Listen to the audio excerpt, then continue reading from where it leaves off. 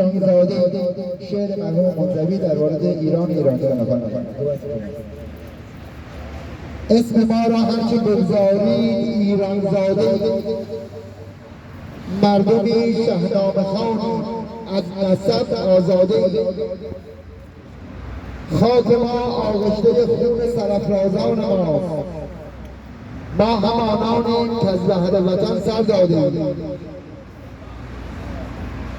جام جانبازی به ما روز ازل تقدیم شد، قدردان پیر دیریم و خراب باده.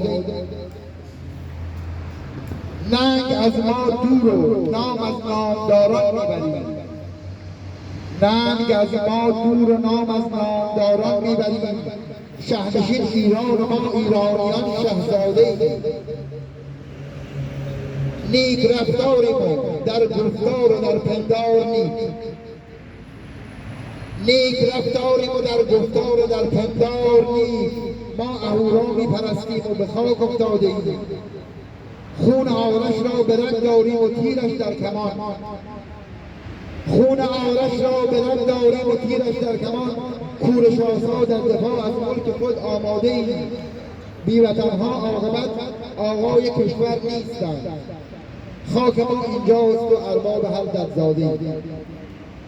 برای شادی روحش و شادی روح جمشید خان جوانشیر سروان بفرستید.